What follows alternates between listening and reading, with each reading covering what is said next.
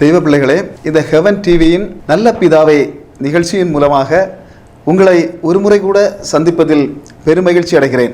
இந்த நேரத்திலே இந்த ஹெவன் டிவியின் நிறுவனரான பிரதர் மேத்யூ அவர்களுக்கும் இந்த ஹெவன் டிவி குடும்பத்தாருக்கும் மற்றும் இந்த நேபாள் ஊழியங்களில் இருக்கிற எல்லா தேவ பிள்ளைகளுக்கும் கிறிஸ்துவின் அன்பிலே உங்களுடைய ஜெபத்தை ஏறெடுக்கும்படி உங்கள் எல்லோரையும் வேண்டி விரும்பி கேட்டுக்கொள்கிறேன்.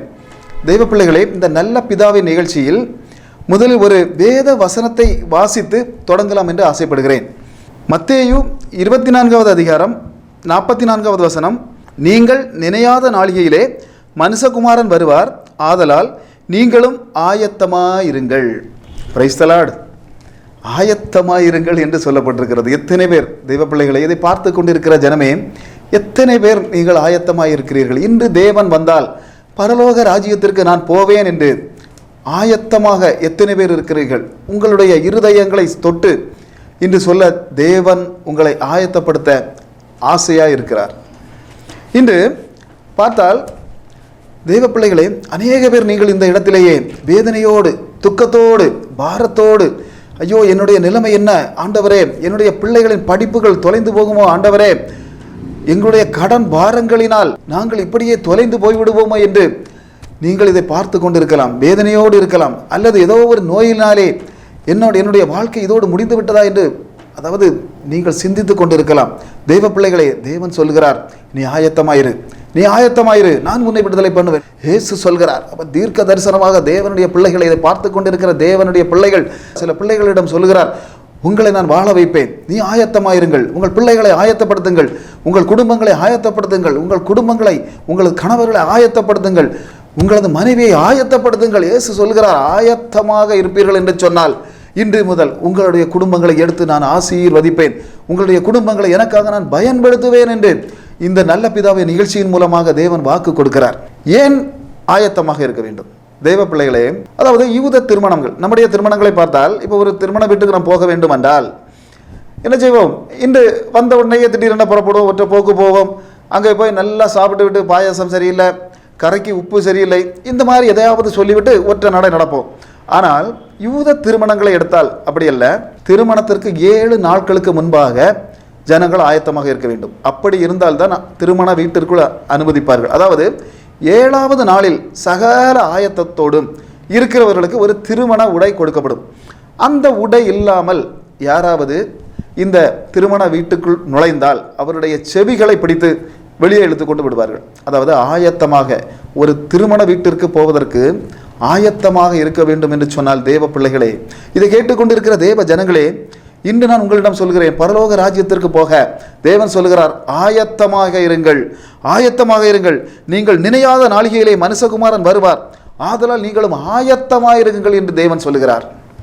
தேவ பிள்ளைகளே, இன்னும் ஒரு விஷயத்தை நான் சொல்லிக்கொள்ள ஆசைப்படுகிறேன். அதாவது யூதர்களின் ஆலயங்களிலே ஒரு 10 நிலவிளக்குகள் அப்படியே தொங்கிக் கொண்டிருக்கும். இந்த 10 நிலவிளக்குகளும் எரிய வேண்டும் என்று சொன்னால் சும்மா எதையாவது கொண்டு ஊற்றினால் அது எரியாது. அந்த காலத்தில் இந்த மாதிரி மண்ணெண்ணையும் ஒன்றும் கிடையாது.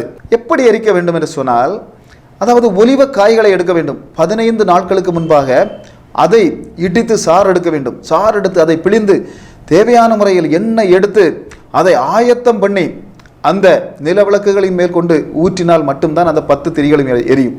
இல்லை என்றால் 10 திரிகளும் அணைந்து போகும். அதாவது நான் என்ன சொல்கிறேன் என்றால், தேவ பிள்ளைகளே, நீங்கள் இன்று ஒரு ஆலயத்துக்கு வர வேண்டும் என்றால் குறைந்தபட்சம் 15 நாட்கள் ஆயத்தமாக இருக்க வேண்டும் என்று தேவன் உங்களை ஞாபகப்படுத்துகிறார். இந்த இடத்திலேயே உங்களை ஞாபகப்படுத்துகிறார், நீங்கள் ஆயத்தமாக இருங்கள், ஆயத்தமாக இருங்கள். அதாவது ஆயத்தமாக இருந்த ஒரு சாமுவேல் ஆலயத்தினுடைய விளக்குகள் அணையாமல் பார்த்து கொண்டான் என்று வாசிக்கிறோம்.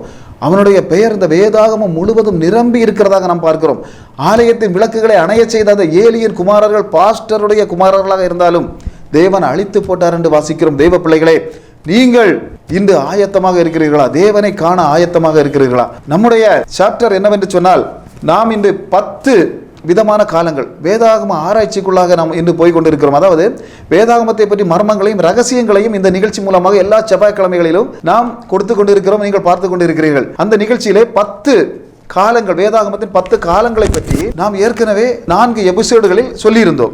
10 காலங்கள் என்று சொன்னால் தெய்வ பிள்ளைகளே, முந்தின நித்தியம், பாவம் அறியாமையின் காலம், மனசாட்சியின் காலம், நியாயப்பிரமாண காலம், இடைக்காலம், கிருபையின் காலம், உபத்திரவ காலம், மகா உபத்திரவ காலம், 1000 வருட அரசாட்சியின் காலம், பிந்தின நித்தியம். இந்த 10 விதமான காலங்களில் நாம் ஏற்கனவே கழிந்த எபிசோடுகளில் 2 காலங்களை பற்றி தெளிவாக பார்த்தோம். மனசாட்சியின் காலத்தை பற்றி இப்பொழுது இந்த எபிசோடிலேயே நாம் பார்க்கலாம் என்று கர்த்தருக்குள் ஆசைப்படுகிறேன். அதாவது மனசாட்சியின் காலம் என்று சொன்னால் ஆதாமுடைய விழுகை முதல் மோசை வரை உள்ள காலம்தான் மனசாட்சியின் காலம். இதில் பிரமாணம் ஜனங்களின் மனசாட்சியில் கொடுக்கப்பட்டிருந்ததாக இந்த வேதாகமம் நமக்கு சொல்கிறது. தெய்வ பிள்ளைகளே, இந்த காலமானது பிசாசு மனிதனை வஞ்சிப்பதிலிருந்து தொடங்குகிறது. அப்போ இவன் வஞ்சிப்பதால் அந்த பூமிக்கு 2 விதமான சாபங்கள். அதாவது பிசாசு என்ன சொல்கிறான் என்று சொன்னால், நீங்கள் வாழவே வாழ்வீர்கள், அதாவது என்றும் நீங்கள் சாகவே சாவீர்கள் என்று சொன்ன தேவனுடைய வார்த்தையை நம்பாமல் வாழவே வாழ்வீர்கள் என்று சொன்ன பிசாசினுடைய வார்த்தையை அவர்கள் நம்பியதால் இந்த பூமிக்கு 2 சாபங்கள் வந்து சேர்ந்தது. அதாவது ஆதியாகமம் 3ஆம் அதிகாரம் 17வது வசனம் மற்றும் 18வது வசனத்தை நாம் வாசித்தால், பின்பு அவர் ஆதாமை நோக்கி, நீ உன் மனைவியின் வார்த்தைக்கு செவி கொடுத்து புசிக்க வேண்டாம் என்று நான் உனக்கு விலக்கின விருட்சத்தின் கனியை புசித்தபடினாலே பூமி உன் நிமித்தம் சபிக்கப்பட்டிருக்கும். நீ உயிரோடு இருக்கும் நாளெல்லாம் வருத்தத்தோடு அதன் பலனை புசிப்பாய். அது உனக்கு முள்ளும் குறுக்கும் முளைப்பிக்கும், வெளியின் பயிர் வகைகளை புசிப்பாய். அதாவது பூமிக்கு வந்த சாபம் முள்ளும் குறுக்கும் அது உனக்கு கொடுக்கும். பாருங்க, ஆனால் மனிதனுக்கு அடுத்த சாபம் சொல்லப்படுகிறது.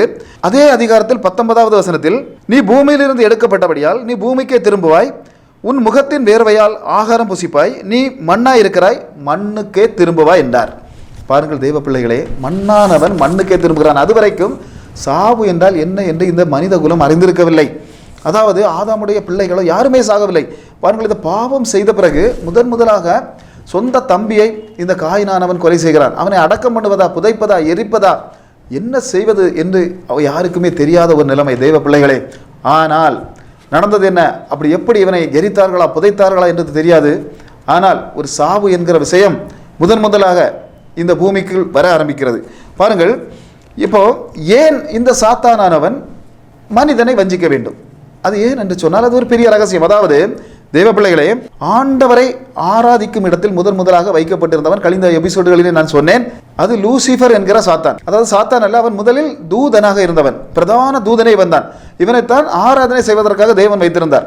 அப்பொழுது தேவனுடைய சிங்காசனத்தை கைப்பற்றுவேன், அவர் உன்னதமானவருக்கு மேலே நான் ஏறுவேன் என்று ஆசைப்பட்டதனால் தேவன் அவனை அங்கிருந்து பரலோகத்திலிருந்து விழத்தள்ளினார், பூமியில் வந்து விழுந்தான் என்று நாம் தெளிவாக அறிந்து கொண்டோம். ஆனால் பாருங்கள், அந்த இடம் நஷ்டப்பட்ட போது அந்த இடத்தை, ஆராதனைக்குரிய ஒரு இடத்தை நிறைவு செய்வதற்காக இந்த லூசிபரும் அவனுடைய தூதர்களுக்கும் விழுந்து போனபடியால் அந்த இடத்தை பூர்த்தி செய்வதற்காக தான் மனித குலத்தை தேவன் ஏற்படுத்துகிறார். அப்பொழுது தேவனுடைய திட்டம் மனிதர்கள் ஆராதனை செய்ய வேண்டும். இப்பொழுது பிசாசு, அதாவது இந்த லூசிபருக்கு அவனை சார்ந்த தூதர்களுக்கும் என்ன பிரச்சனை என்று சொன்னால், நம்முடைய இடத்தை பிடித்து கொண்டிருக்கிற இந்த மனித இனத்தை நாம் அழிக்க வேண்டும் தேவனுடைய பிள்ளைகளை. இதனால் தான், இது தெரியாமல், இந்த வேதாகமத்தின் ரகசியங்கள் இதுதான், தன்னுடைய இடத்தை பிடித்த இந்த மனித குலத்தை முழுவதுமாக எப்படி அழிப்பது என்பது அன்றிலிருந்து இவன் திட்டம் போட ஆரம்பித்து தான் ஒவ்வொரு நாளும் இந்த மனித குலத்தை இவன் கீழே விழ தள்ளி கொண்டிருக்கிறான். சரி, அப்போ இந்த பிசாசனுடைய சக்தி தான் என்ன? பிசாசு அவ்வளவு பெரிய சக்தி உள்ளவனா அப்படி என்று நீங்க கேட்டால், வெளிப்படுத்தின விசேஷம் 12வது அதிகாரம் 4வது வசனம் தெளிவாக சொல்கிறது, அதின்பால் வானத்தின் நட்சத்திரங்களில் 1/3 பங்கை இழுத்து அவைகளை பூமியில் விழத்தள்ளிட்டு பிரசவ வேதனைப்படுகிற அந்த ஸ்திரீ பிள்ளை பெற்ற உடனேயே அவளுடைய பிள்ளையை பட்சித்து போடும்படிக்கு அந்த வலுசர்ப்பம் அவளுக்கு முன்பாக நின்றது. வானத்தின் நட்சத்திரங்களில் 1/3 பங்கை கீழே இழுத்து தள்ளக்கூடிய ஒரு பலம் வாய்ந்த அசுத்த சக்திகள் இந்த பூமியில் உண்டு என்று வேதாகமம் சொல்கிறது. தெய்வ பிள்ளைகள், இந்த சாத்தானிய சக்திகளுக்கு இவ்வளவு பலம் உண்டு.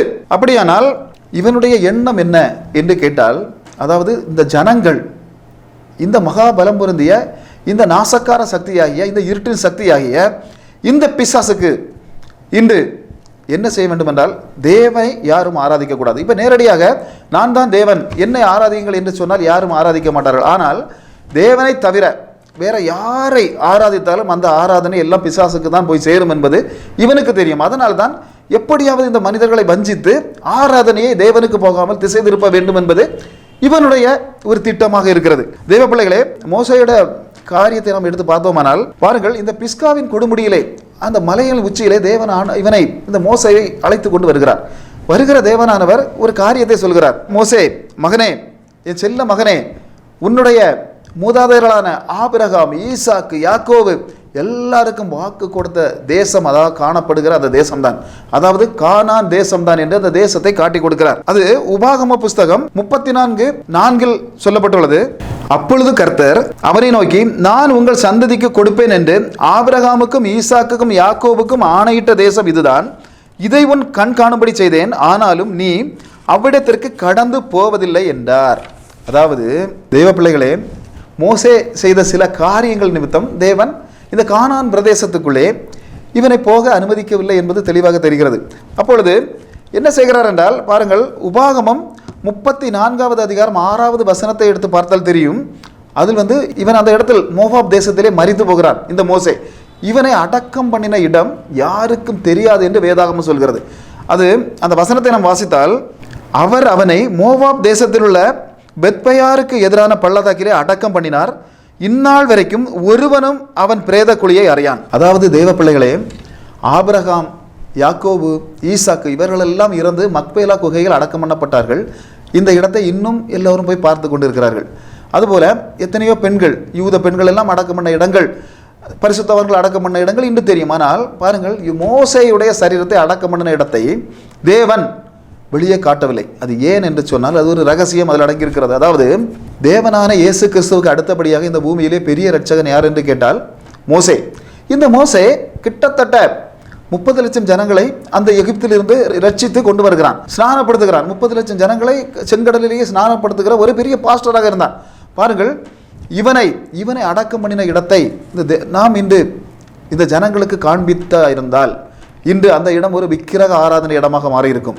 ஒரு இரட்சகனின் அந்த இடத்தை எல்லாரும் என்ன செய்திருப்பார்கள் என்றால், இதை ஒரு விக்கிரம் என்று பார்த்தால் அநேக புனிதர்கள் என்று சொல்லப்படுகிற தோமா, இந்த மாதிரி சபேரியார், ஜெபஸ்தியார், இப்படிப்பட்டவர்களுடைய கல்லறைகளுக்கெல்லாம் போயிருந்து ஜனங்கள் அப்படியே மாலை போட்டு ஆராதிப்பதை பார்க்கிறோம். இப்படியாக இந்த ஆராதனை மூலமாக அநேக ஜனங்கள், எல்லா ஜனங்களும், அதாவது மற்ற இடங்களில் போய் ஆராதிக்கிறவர்கள் எல்லாரும் இது தேவனுக்கு கொடுக்கக்கூடிய ஆராதனை அல்ல, பிசாசுக்கு நேரடியாக போய் சேர்ந்து விடுகிறது தெய்வ பிள்ளைகளை. அதனால் இப்படி ஒரு சூழ்நிலை, இந்த மோசே கல்லறையை காட்டினால் எல்லா ஜனங்களும் இதில் போய் ஆராதிக்க தொடங்கி விடுவார்கள் என்ற ஒற்ற காரணத்தினால்தான் தேவன் அவனுடைய கல்லறையை காட்டாமலே அப்படியே மூடினார், அதை எப்படி மறைத்து வைத்தார். இப்போ சாத்தானுக்கு அவனை வணங்க யாருமே வரமாட்டார்கள் என்பது அவனுக்கு தெரியும். ஆனால் மற்ற புனிதர்கள் என்ற பெயரிலோ வேற ஏதாவது பெயரை சொல்லியோ, அதாவது ஜனங்களை திசை திருப்பி அவர்களை நோக்கி, அதாவது ஜனங்களை திருப்பி ஆராதிக்க அனுப்பிவிட்டால் அந்த ஆராதனையானது தேவனிடம் போய் சேராது தெய்வ பிள்ளைகளே. அதனால் எப்படியாவது இந்த ஜனங்களை திசை திருப்ப வேண்டும் என்பதுதான் இவனுடைய திட்டம். அதாவது இவனுடைய திட்டத்தை இன்னொரு நிகழ்ச்சி மூலமாக உங்களுக்கு நான் சொல்லிக்கொள்ள ஆசைப்படுகிறேன். அதாவது சவுல் ராஜா, அதாவது தாவீதுக்கு முன்பாக சவுல் ராஜா அந்த யூதா தேசத்தை ஆட்சி செய்தான் என்று பார்க்கிறோம். இவன் தான் யூத ஜனங்களின் முதல் ராஜாவாக தேர்ந்தெடுக்கப்பட்டவன். பாருங்கள், இவன் இடையில சின்ன பிரச்சனைகள் எல்லாம் ஏற்பட்ட பிறகு தாவீதை விரட்டுகிறான். சரி, அந்த நேரத்திலே சூனேமில் குடியேறின போது என்ன செய்தாங்க அப்படின்னா, பெலிஸ்தியர்களின் பாளையத்தை இவன் பார்க்கிறான். பார்த்த உடனே இவனுக்கு பயம் வந்து விடுகிறது. ஏன்னா இவ்வளவு பெரிய ஜனக்கூட்டம், இந்த ஜனக்கூட்டம் நம்மளை கொண்டு போடுமோ என்று பயப்பட்டு இப்போ நேரடியாக இப்போ தாவீதிடமும் சொல்ல முடியாது. என்ன செய்கிறான் என்றால், நேரடியாக கர்த்தரிடம் கேட்டான். கர்த்தர் ஏவோத்தோடு முன்னால் பேசுவார். ஏவோத் என்றால் உங்களுக்கு தெரியும் என்று நினைக்கிறேன். சட்டையில் வைக்கப்பட்டிருக்கும் சில லைட்டுகள் எரியும். ஒரு போருக்கு போக வேண்டும் என்றால் தேவனிடம் கேட்பார்கள். தேவன் அந்த ஏபோத் மூலமாக, அந்த காலங்களில் தீர்க்கதரிசியின் மூலமாக பேசாவிட்டால் ஏபோத் மூலமாக பேசுவார். ஆனால் இவன் ஏபோத் வழியாக கேட்கிறான். ஆனாலும் அங்கே என்ன நடக்கிறது என்று சொன்னால் தேவன் பதிலளிக்கவில்லை. இவன் என்ன செய்கிறான் என்று சொன்னால், ஒரு குறி கேட்கிற பெண், அதாவது குறி கேட்கிற பெண்ணிடம் போய், அஞ்ஞானம் பார்க்கிற ஸ்திரீ என்று இந்த வேதாகமத்தில் எழுதப்பட்டுள்ளது, அவளை தேடி போகிறான். ஏற்கனவே இவன் இந்த குறி சேர்க்கிற பெண்களை எல்லாம் இவன் இந்த பூமியிலே இருக்கக்கூடாது, நம்முடைய நாட்டில் இருக்கக்கூடாது என்று வெளியே தள்ளினவன் தான் இந்த சவுல். இவனுக்கு இப்படிப்பட்ட ஆவி வந்த பிறகு இவன் என்ன செய்கிறான் என்றால், சாமுவேல், அதாவது இவனை அபிஷேகப்படுத்தின சாமுவேல் இறந்து போய்விடுகிறார். இந்த சாமுவேலை, இறந்து போன சாமுவேலை உயிரோட எழுப்பி இந்த அஞ்ஞான ஸ்திரீயின் மூலமாக இவரிடம் குறி கேட்கலாம், நம்மை இந்த பெலிஸ்தியர்கள் ஜெயிப்பார்களா, நம்மளை கொலை செய்வார்களா என்பதை நாம் இதன் மூலமாக கேட்டு விடலாம் என்று ஆசைப்பட்டு இவன் போகிறான். பாருங்கள், போய் அங்கே நடக்கிற காரியம் என்னவென்று சொன்னால், அதே மாதிரி அந்த அஞ்ஞானம் பார்க்குகிற ஸ்திரீயானவள் நேரடியாக கேட்கிறாள், இது சவுல், இவன் வேஷம் மாறி போவதால் இவனை முதல் சவுல் என்று அறிந்து கொள்ளாமல், சவுலே, இந்த ராஜ்யத்தில் யாரும் இப்படிப்பட்ட ஸ்திரீகள், குறி சொல்லுகிற ஸ்திரீகள் இருக்கக்கூடாது என்று ஒழித்து விட்டார், இதை அறிந்தால் என்னை கொன்றே போடுவார், நீங்கள் போய்விடும் என்று இவனை விரட்டும் போது இவன் சொல்கிறான் கடைசியாக, தான் தான் சவுல் என்பதை உண்மையாக வெளிப்படுத்திவிட்டு எனக்கு இறந்து போன சாமுவேலை உயிரோடு எழுப்பி தர வேண்டும் என்று இந்த அஞ்ஞானம் பார்க்குகிற ஸ்திரீயிடம் இவன் கேட்கிறான். அப்பொழுது அவளும் அதற்கு சரி என்று சொல்லி அவனை எழுப்ப போகிறாள். பாருங்கள், அதாவது இறந்து போன ஒரு தீர்க்கதரிசியை இவள் எழுப்ப போகிறாள். எழுப்ப போகிற அந்த இடத்துல என்ன நடக்கிறது என்று சொன்னால் 1 சாமுவேல் 28:14 எடுத்து வாசித்தால், ராஜா அவளை பார்த்து, நீ பயப்படாதே, நீ காண்கிறது என்ன என்று கேட்டான். அதற்கு அந்த ஸ்திரீ, தேவர்கள் பூமிக்குள்ளிலிருந்து ஏறி வருகிறதை காண்கிறேன் என்று சவுலுக்கு சொன்னாள். பாருங்கள், தேவர்கள் இவள் எழும்பி வர செய்கிறாள் முதலில். அதற்கு பிறகு இந்த சவுல் கேட்கிறான், அவளுடைய ரூபம் என்னவென்று அவளை கேட்டான். அதற்கு அவள், சால்வையை போர்த்து கொண்டிருக்கிற ஒரு முதிர்ந்த வயதான மனுஷன் எழும்பி வருகிறான் என்றாள். அதனாலே சவுல் அவன் சாமுவேல் என்று அறிந்து கொண்டு தரை மட்டும் முகம் குனிந்து வணங்கினான். பாருங்கள், இந்த இடத்திலே இந்த அஞ்ஞானம் பார்க்குகிற ஸ்திரீ மரித்து அடக்கம் செய்து வருடங்கள் ஆகி போன ஒரு தீர்க்கதரிசியாக சாமுவேலை எழுப்பி கொண்டு வருகிறார்கள் என்று பார்க்கிறோம். பாருங்கள், இது உண்மையானதா? அதாவது பாருங்கள், அப்பொழுது அதுக்கு அடுத்த வசனம் சொல்லுகிறது, சாமுவேல் சவுலை நோக்கி, நீ என்னை எழும்பி வர பண்ணி என்னை கரைத்தது என்ன என்று கேட்டான். அதற்கு சவுல், நான் மிகவும் நெருக்கப்பட்டிருக்கிறேன், பெலிஸ்தர் எனக்கு விரோதமாக யுத்தம் பண்ணுகிறார்கள், தேவனும் என்னை கைவிட்டார், அவர் தீர்க்கதரிசிகளாவது சொப்பனங்களிலாவது எனக்கு மறு உத்தரவு அருள்கிறதில்லை, ஆகையால் நான் செய்ய வேண்டியதை நீர் எனக்கு அறிவிக்கும்படி உம்மை அழைப்பித்து வந்தேன் என்று சொல்கிறார். அப்படியானால் இந்த வேதாகமத்தில் முழுவதுமாக ஆவிக்குரிய வெளிச்சத்தில் படிக்காமல் இதை வாசித்தால் உண்மையிலேயே எழும்பி வந்தது சாமுவேல் தீர்க்கதரிசி தான் என்று அநேக பேர் நினைக்கலாம். ஆனால் உண்மையிலேயே இதில் எழும்பி வந்து இந்த சவுலோடு பேசிய இந்த ஆவி அசுத்த ஆவி. இந்த அசுத்த பெண், அதாவது தேவஜனங்களை சிந்தித்து பாருங்கள், எந்த ஒரு அசுத்த பெண் குறி பார்க்கிறவளோ மந்திரவாதியோ உண்மையாக மரித்த ஒரு பரிசுத்தவானை உயிரோட எழுப்பி கொண்டு வர முடியவே முடியாது. ஆனால் இந்த சாத்தானானவன் இப்படியாக இவனை எழுப்பி கொண்டு வந்தது போல நடித்து காண்பித்து இப்படி எல்லாராலும் செய்ய முடியும் என்று காண்பிப்பதற்காகத்தான் இதை செய்கிறான். தேவஜனங்களை இப்படியாக ஏமாந்து போகக்கூடாது. இதுபோல தான் இப்படியாக சொல்லி எங்கேயாவது கொண்டு போய் இந்த ஜனங்களை ஆராதிக்க வைத்து தேவனுக்கு ஆராதனை போகாதபடி செய்கிற இந்த அசுத்த ஆவியின் மண்டலங்கள். அப்படி பார்த்தால் இன்னைக்கு பாருங்கள், இந்த அசுத்த ஆவியின் மண்டலங்களுக்கு உருவம் இருக்காது. இதுக்கு மனிதனுடைய உருவங்கள் தேவைப்படும். அதாவது மனிதனுடைய சரீரங்கள் இந்த அசுத்த ஆவிகளுக்கு நிச்சயமாக தேவைப்படும். அதில் ஏறி இருந்துதான் இந்த அசுத்த ஆவிகள் என்ன செய்யும் என்று சொன்னால் கிரியை செய்ய ஆரம்பிக்கும் தேவ பிள்ளைகள். இப்படிதான் கெதரோன் நாட்டிலே ஒருவன் பார்த்தீங்கன்னா தெரியும், 6000 லேகியோன் பிடித்த ஒருவனை கொண்டு தேவன் அந்த பிசாசுகளை துரத்தினார் என்று நம்ம பார்க்க முடியும். பாருங்கள், அந்த இடத்திலே கிடக்கக்கூடிய அந்த பையனை பார்த்தால் அவனுக்கு அப்பா வேண்டாம், அம்மா வேண்டாம். பாருங்கள், யாருக்கும் அவனை வேண்டாம், அங்களுக்கு வேண்டாம். காரணம் என்னவென்று சொன்னால் அந்த இடத்திலேயே தேவ ஜனங்களே, அந்த இடத்திலேயே இவனுக்கு ஒரு பைத்தியக்காரன் மாதிரி இருக்கிறான். இந்த இடத்துல பாருங்க, அந்த இவனுடைய தம்பிக்கோ இல்லை தங்கைக்கோ ஒரு திருமணம் நடக்க வேண்டும் என்று சொன்னால் நிச்சயமாக அங்கே யாரும் சம்பந்தம் பேச வர மாட்டாங்க. ஏனென்றால் பைத்தியக்காரனுடைய குடும்பம் என்று சொல்லுவார்கள். அதனால் இவனை தள்ளிவிட்டார்கள். இவனுடைய இருக்கை முழுவதும் எங்கே இருந்தது என்று சொன்னால் கல்லறைகளுக்குள்ளே இருந்தது. இவன் எங்கே இருக்கிறான் என்று சொன்னால் கல்லறைகளுக்குள்ளே. யாராவது ஒரு பாடியை கொண்டு அடக்கம் பண்ணிவிட்டு போனால் அந்த பாடி, அந்த பணம் தான் இவனுக்கு யார்? ஃப்ரெண்ட்ஷிப் வைத்திருக்கிறான். பாடிகளுக்குள்ளேயே ஃப்ரெண்ட்ஷிப் வச்சிருக்கான். பாருங்கள், இப்படிப்பட்ட கல்லுகளினாலேயே கீறினான் என்று போடப்பட்டிருக்கிறது. இப்படிப்பட்டவனை யாருக்கும் வேண்டாம், ஆனால் தேவனுக்கு வேண்டும். பாருங்கள், இயேசு கிறிஸ்துவரால் அதன் முந்தின அதிகாரத்தை பார்த்தால் கிட்டத்தட்ட நிறைய ஆயிரக்கணக்கான ஜனங்களுக்கு பிரசங்கம் பண்ணி கொண்டிருக்கிற பிரசங்கத்தை கூட முடிக்காமல் இன்னும் கொஞ்ச நேரங்களில் இந்த அசுத்த ஆவிகள் இந்த இளைஞனை கொன்றுவிடும் என்று ஆவியில் உணர்ந்தவராக புறப்பட்டு அந்த இடத்திலே வருகிறதை நாம் காண்கிறோம். தெய்வ பிள்ளைகளை எப்படிப்பட்ட கூட்டத்தில் இருந்தாலும் எந்த இடத்தில் இருந்தாலும் தேடி வருகிற தெய்வம் உண்டு, உங்களை மீட்டெடுக்கிற தெய்வம் உண்டு. தெய்வ பிள்ளைகளை இன்று ஏதோ ஒரு அசுத்த ஆவியினாலோ இல்லது அசுத்த மந்திரவாத சக்திகளினாலோ நீங்கள் கட்டுப்பட்டிருந்தால் தேவ ஜனமே, இன்று இந்த தொலைக்காட்சியின் மூலமாக இந்த நல்ல பிதாவை நிகழ்ச்சியின் மூலமாக இன்று தேவர் சொல்லுகிறார், எந்த மந்திரவாத கட்டுகளும் எந்த பில்லி சூனிய கட்டுகளும் எந்த விதமான அசுத்த ஆவிகளும் இருட்டின் மண்டலங்களும் உங்களை தகர்க்க முடியாது. ஆண்டவர் வாக்கு கொடுக்கிறார். தேவ பிள்ளைகளே, இதை பார்த்து கொண்டிருக்கிற தேவ பிள்ளைகளே, எந்த அசுத்தாவி மண்டலங்களும் உங்களை நெருங்க முடியாது என்று தேவனானவர் இன்று வாக்கு கொடுக்கிறார். பரிபூர்ணமாக நம்புங்கள், பரிபூர்ணமாக ஆயத்தப்படுங்கள். இந்த நிகழ்ச்சியின் மூலமாக நீங்கள் கேட்டுக்கொண்டிருக்கிற பிள்ளைகளை, உங்களுடைய செவிகளில் தேவ சப்தம் என்று ஒலிக்கிறது. நீங்கள் ஆயத்தமாக இருங்கள். உங்களுக்கு இருக்கிற உங்கள் குடும்பங்களுக்கு இருக்கிற மந்திரவாத கட்டுகள், பில்லி சூரிய கட்டுகள், எல்லா கட்டுகளையும் தேவன் என்று அறுத்து போடுவேன் என்று தீர்க்க தரிசனமாக சொல்லுகிறார். தேவ பிள்ளைகளே, இந்த நிகழ்ச்சியின் மூலமாக வேறொரு விஷயத்தையும் கூட உங்களுக்கு சொல்லலாம் என்று ஆசைப்படுகிறேன். அதாவது நம்முடைய நேபாள் தேசம் தேவனை அறியாத ஒரு தேசமாக இந்த தேசம் இருந்து கொண்டிருக்கிறது. இந்த தேசத்திலே உள்ள ஜனங்கள் இன்று பரலோக ராஜ்யத்தை அடைய வேண்டும் என்று சொன்னால் உண்மையிலேயே அது 1.9% ஜனங்கள் மட்டும்தான் தேவனை அறிந்திருக்கிறார்கள். இன்று உடுப்பதற்கு துணி இல்லாமல், படிப்பதற்கு கல்வி நிலையங்கள் இல்லாமல் பாடுபட்டு கொண்டிருக்கிற ஒரு அவலான சூழ்நிலையிலே நம்முடைய ஹெவன் டிவி ஆனது அதன் நிறுவனர் மேத்யூ பிரதர் அவர்களுடைய தலைமையிலேயே ஹெவன் ஊழியங்கள் அந்த நாட்டில் நடைபெற்று கொண்டிருக்கிறது. அதாவது இன்று 80 நேபாள் மிஷனரிகளை நாம் இந்த ஹெவன் டிவி மூலமாக தாங்கிக் கொண்டிருக்கிறோம். 330 நேபாள் பிள்ளைகளை நாம் தாங்கிக் கொண்டிருக்கிறோம்.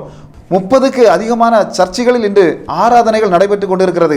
15வது சர்ச்சு கட்டுமான பணி இன்று நடைபெற்றுக் கொண்டிருக்கிறது. அநேக தேவைகள் உண்டு. தெய்வ பிள்ளைகளே, தேவனால் ஏவப்பட்ட ஜனங்கள், இன்று இந்த நிகழ்ச்சியை பார்த்து கொண்டிருக்கிற ஜனங்கள், உங்களுக்கு தெரிந்த ஜனங்களிடம் சொல்லி, தேவனால் ஏவப்பட்டவர்கள் இதற்கு ஏதாவது ஒரு வகையிலே உங்களுடைய கரத்தை நீட்டி கரம் கொடுக்குமாறு தேவ பிள்ளைகளை பணிவுடன் கேட்டுக்கொள்கிறேன்.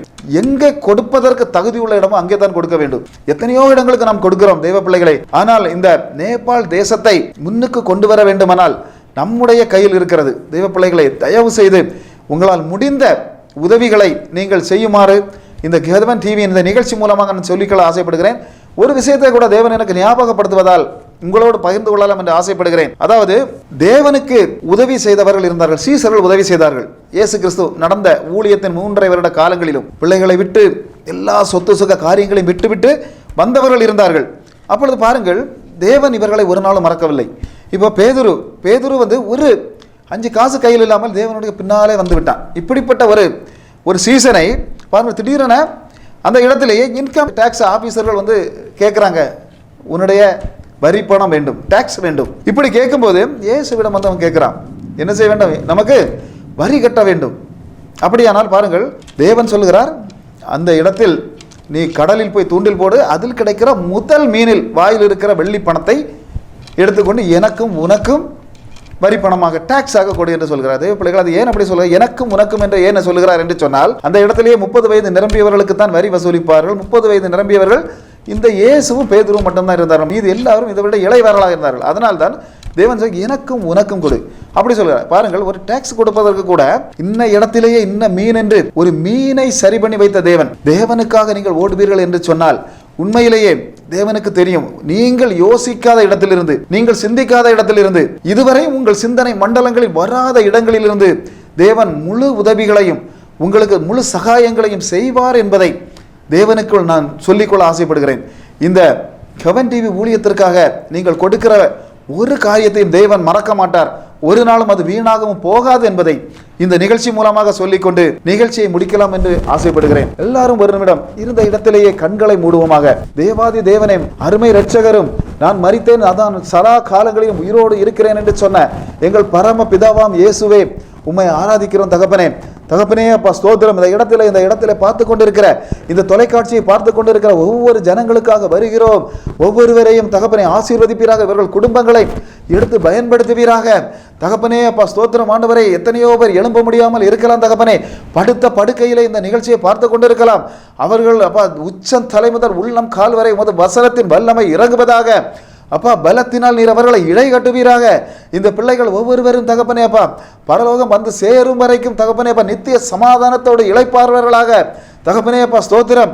உனக்கு தெரிந்த எகிப்து என்ற ரோகங்களில் ஒன்றை கூட உண்மையில் வரப்பண்ணேன் என்று வாக்கு பண்ணின தேவன் தகப்பனே அப்பா. எத்தனையோ பேர் பிள்ளைகளை திருமணம் செய்து கொடுக்க முடியாமல் இருக்கலாம் தகப்பனே. இந்த நிகழ்ச்சியை பார்த்து கொண்டிருக்கும் போதே அவர்களுக்கு தேவையானது அப்பா, பேதுருவுக்கு தகப்பனே தேவையானதை கொடுத்த தேவன் அப்பா, ஒரு கடலில் இருந்து ஒரு மீனின் வாயிலிருந்து கொடுக்க முடியும் என்று சொன்னால் தகப்பனே, இந்த இடத்தில் எல்லாருக்கும் என்ன வேண்டும் என்பதை நீர் அறிந்திருக்கிற, உம்மால் கொடுக்க முடியும் தகப்பனே. எங்க கையில் அப்பா லட்சக்கணக்கான பணங்கள் இல்லை தகப்பனே, கோடிக்கணக்கான பணங்கள் எங்களுக்கு கொடுப்பதற்கு இல்லை. ஆனா தகப்பனே, உம்முடைய கையில் உண்டு தகப்பனே. உம்ம கையில் இருக்கிற அந்த ஆசீர்வாதங்களை தகப்பனே அப்பா இந்த பிள்ளைகளுக்கு கொடுக்கும்படியாக ஜெபிக்கிறோம். பார்த்து கொண்டிருக்கிற ஒவ்வொரு பிள்ளைகளையும் இந்த ஹெவன் டிவி இந்தியாவில் இருந்தும் மற்ற தேசங்களில் இருந்தும் பார்த்து கொண்டிருக்க, அநேக தேசங்களில் இருந்து பார்த்து கொண்டிருக்கிற ஒவ்வொரு பிள்ளைகளையும் ஆசீர்வதித்து ஜெபிக்கிறோம். இயேசு கிறிஸ்துவின் நாமத்தினாலே ஜெபிக்கிறோம் ஜீவனுள்ள நல்ல பிதாவே, ஆமென். காலை முதல் அந்தி மாலை வரை கருத்தாய் ஜெபித்திடுவோம். ஆதி முதல் அந்தம் வரை உம்மையே